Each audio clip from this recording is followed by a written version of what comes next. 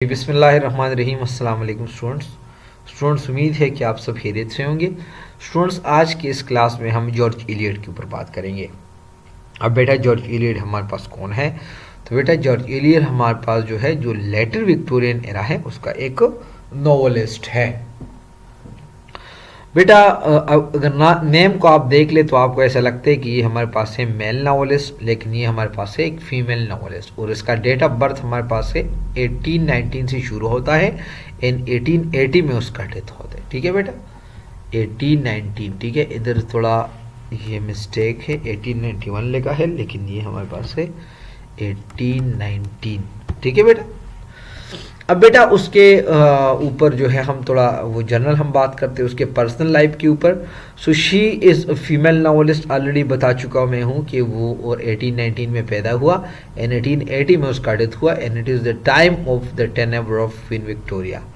The real name of George Eliot was, उसका जो real name है वो है Mary Ann Evans and she was born in Warwickshire. ठीक है बेटा, ये जो है इंग्लैंड के अंदर एक गांव है वॉर्कविकशायर, वहाँ पर वो पैदा हुई थी। ठीक है, और उसका अपना नाम जो है वो हमारे पास है मैरी एन एवंस और वो वॉर्कविकशायर के अंदर पैदा हुई। Where she live till her father death in 1949, वहाँ पर वो रही जब 1949 में उसके अब्बू का डेथ हुई, उस समय तक, उस टाइम तक। ठीक है बेटा, the experience she has shared in her novel is all about the well way she was born Warwickshire, और उसके नावल के अंदर जितने भी एक्सपीरियंस उन्होंने शेयर की हैं ये वही वॉर्विकशायर गांव के बारे में है। अब उसके ऊपर क्या हुआ था, अब गांव के ऊपर कोई खास बात कि उन्होंने वो एक्सपीरियंस जो है आप लोगों के साथ शेयर की, तो मैं आपको बताता हूँ कि उस गांव का नाम याद रखिएगा। वॉर्विकशायर जो है हमारे पास एक इंग्लिश विलेज है, देखें, is an English village which was destroyed, यानी ये विलेज जो है विलेज वॉज डिस्ट्रॉयड। अब ये कैसा डिस्ट्रॉय हुआ, इसके ऊपर रेलवे लाइन आ गई और जब रेलवे उसके ऊपर से पास हो रहा था in completely disturb the village, और कम्प्लीटली जो है वो विलेज डिस्टर्ब हुई एंड ये डिस्टर्बेंस जो है ये उस डिस्टर्बेंस ने provided most of the substance for her novels, और इस डिस्टर्बेंस की वजह से जो है यानी जो उतार चढ़ाव आया, जो मुश्किलात सामने आया, तो वो सब कुछ जो है उन्होंने अपने नावल के अंदर जो है किया चीज़, वो सारा चीज़ उसने वो तस्वीर कशी की है या मंजर कशी की है। मोर ओवरऑल बेटा अगर हम बात कर लेना जो कि हमारे पास विक्टोरियन टाइम है, Victorian time it is just the time of compromise. ये उसके अंदर सिर्फ एक चीज़ बहुत टॉप लेवल पे होता था, कंप्रोमाइज होता था, और वहां पर टॉप लेवल का क्या था, टॉप लेवल का कंफ्यूजन था, टॉप लेवल का कंफ्यूजन चल रहा था और सारा टाइम जो है वो कंप्रोमाइज। तो वो उसके गांव जो है वो पूरा डिस्ट्रॉय हुआ और उस जो है यानी ये जो है स्टोरी तो फिक्शनल है लेकिन वो पूरा डिस्टर्ब हुआ और वो जो है उसके अंदर जो है जो कुछ हुआ तो उसके नावल के लिए बड़ा सब्सटेंस जो है वो बन गया। अब बेटा अगर हम मज़ीद बात कर ले नेक्स्ट, तो ये वाला जो पॉइंट है उसके अंदर, तो बेटा she was gifted a wonderful faculty observation and she could reproduce faithfully the mannerism of the rustic habit and speech। तो उसके अंदर जो ऑब्जर्वेशन का ताकत था वो बड़ा कमाल का था, यानी ये पॉइंट आप ज़रा गौर कर ले, उसके जो ऑब्जर्वेशन का ताकत था वो बड़ा स्ट्रांग था। ठीक है ना, और जो मैनर था, जो रवैये थे, जो जो जो स्पीच था, जो रस्टिक लोग थे उस टाइम पे, जो देहाती लोग थे उस टाइम पे, जो लेबर क्लास लोग थे, तो वो जो है उन्होंने क्या की, प्रॉपरली उन्होंने उसको ऑब्जर्व की और उसने फिर नावल के अंदर जो है उसको प्रोड्यूस की। अब बेटा अगर उसके हम लेटरी कंट्रीब्यूशन के ऊपर बात कर ले तो उसका लेटरी कंट्रीब्यूशन क्या है, तो वो भी मैं आपको बता देता हूँ बेटा। उसका लेटरी कंट्रीब्यूशन वो क्या है बेटा, she was 38 years old when she produce her first fictional work. उस वो 38 साल की थी जब उन्होंने फर्स्ट फिक्शनल वर्क प्रोड्यूस की और उसका नाम है scenes of a clerical life. ये उन्होंने 1857 के अंदर उन्होंने पब्लिश की। The work was followed by a novel, बाद में जो है उन्होंने एक नावल लिखी। एडम बीट उन्होंने 1859 में नावल लिखा। And right after 2 years of her first publication उसका एडम बीट के बाद उसने द मेल्स ऑफ द फ्लूज लिखी जो कि 1860 के अंदर। इसके बाद उन्होंने सेलास मैरिनर लिखा 1861 में, और इसके बाद उन्होंने जो रोमाला लिखा, रोमाला 1863 में। एंड उसका जो लॉस्ट नावल है ये आपने नहीं भूलना, जिसका नाम है द मिडल मार्च। उन्होंने कब लिखा? उन्होंने 1871 में शुरू की द मिडल मार्च, और 1872 तक जो है उन्होंने उसको लेके गया।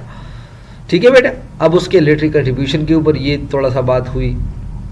अब उसके फॉर्म यानी स्टाइल के ऊपर हम बात करेंगे कि उन्होंने अपने नावल के अंदर जो है कौन सा फॉर्म या स्टाइल यूज़ की। बेटा ऑलरेडी हम एक लेटर विक्टोरियन नावल के ऊपर ऑलरेडी हमारा लेक्चर मौजूद है।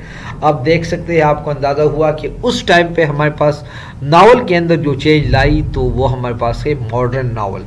अब मॉडर्न नावल हमारे पास कौन सा नावल होते हैं, हमने कंप्लीटली इसको बयान की है कि ऐसे नावल होते थे जो कि वो इतना सीरियस, जो कि जैसे कि पोइट्री है उस तरह जो है वो सीरियस होना चाहिए। तो ऑलरेडी हम उसको बयान कर चुके हैं, तो उसको ज़रा हम डिस्कस करते हैं कि उसका नावल फॉर्म यानी स्टाइल क्या था।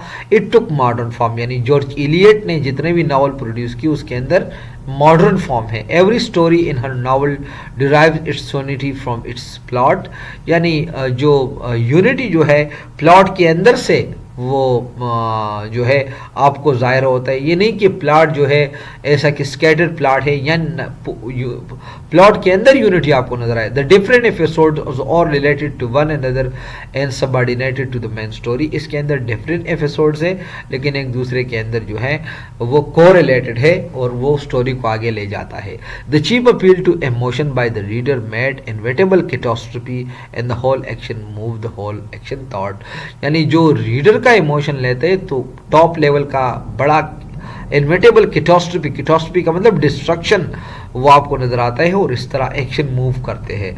Another important feature of George Eliot's novel is whichever she wants to express it reflects more clearly than other Victorian novelists, यानी वो जो थॉट्स, यानी ये बहुत लाजमी है, अब मैं इसको हाईलाइट भी करता हूँ, यानी वो जो भी थॉट प्रोड्यूस करता है वो इतने अच्छे अंदाज से प्रोड्यूस करता है कि कोई हमारे पास विक्टोरियन नॉवलिस्ट का ये काम नहीं है। एक्चुअली दे, यानी वो thoughts feel to the mind that disturb by the more religious and ethical values, और वो थॉट्स जो कि ऑलरेडी आपको पता है कि जो हमारे पास विक्टोरियन टाइम है उसके टाइम पे एक तरह का कंट्रोवर्सी आया था, कन्फ्लिक्ट आया था। अब कन्फ्लिक्ट किस बात की थी बेटा, आपको थोड़ा मैं हैंड्स देता हूँ। कन्फ्लिक्ट religion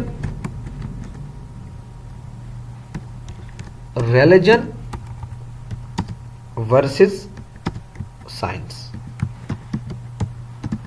आपको तो पता है ना कि रिलीजन वर्सेस साइंस जो है ये कन्फ्लिक्ट जो था वो बड़ा ज़बरदस्त अंदाज से वो चल रहा था।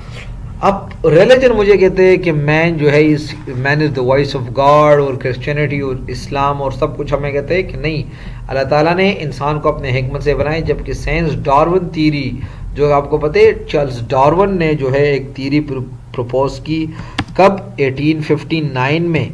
1859 में Charles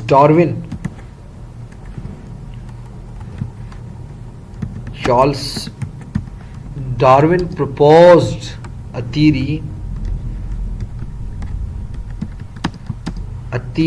and that is the theory of evolution.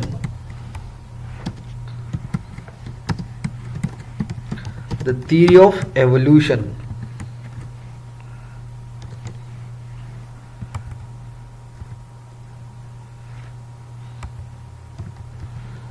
The theory of evolution. अब बेटा इसके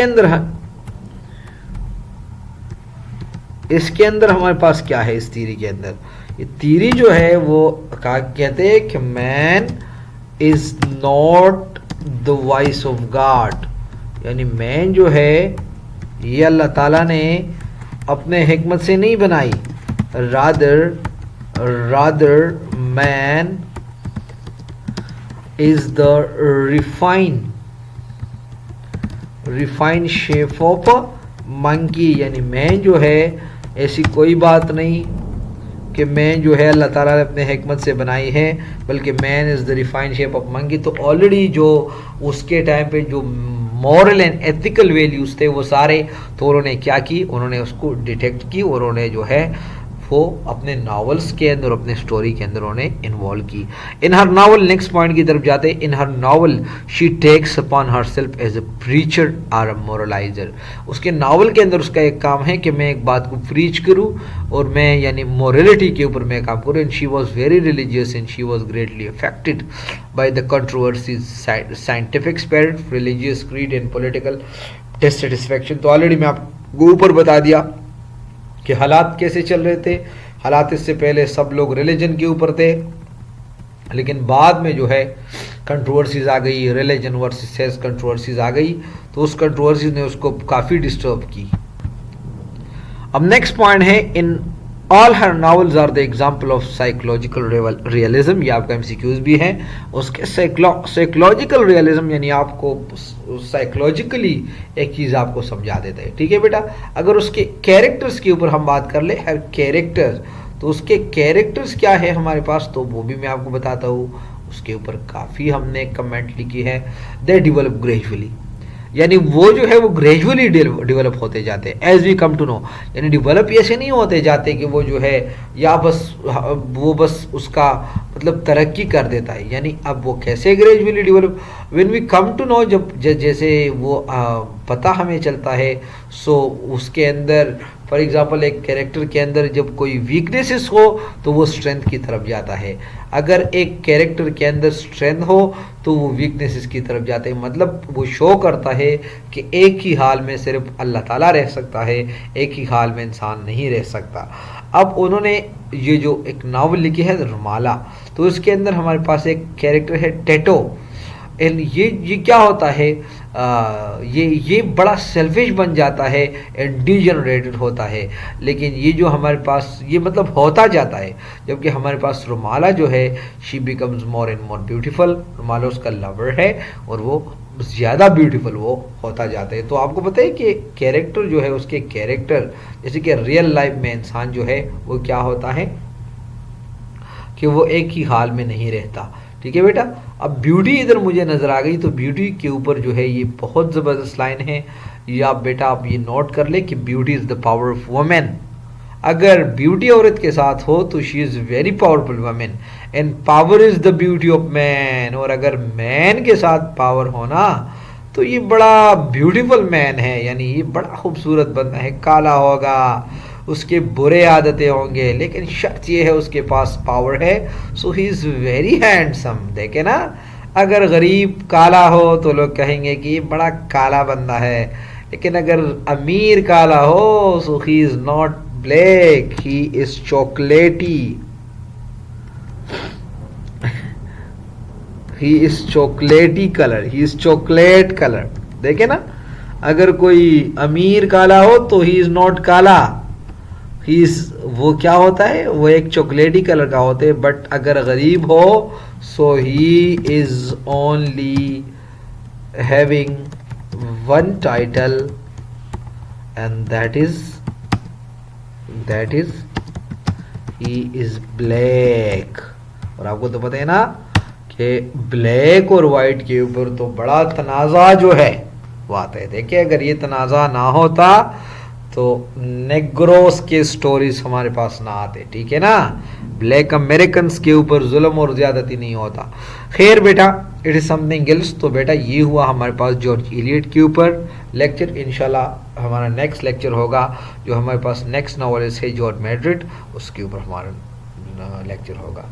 कोई सवाल हो तो बेटा पूछ सकते हैं, सवाल ना हो तो बेटा आप हमारे साथ रहे। इंशाल्लाह श्योरली बेटा आपका काफ़ी फ़ायदा होगा। इंशाल्लाह मैं लिख के आपको दूंगा कि आप बच्चों का काफ़ी फ़ायदा होगा बेटा। तो बेटा इंशाल्लाह परसिस्टेंट रहे, हमारे साथ रहे, इंशाल्लाह बेटा कामयाबी आप लोगों को मुकद्दर होगी। थैंक यू बेटा, अल्लाह हाफिज़।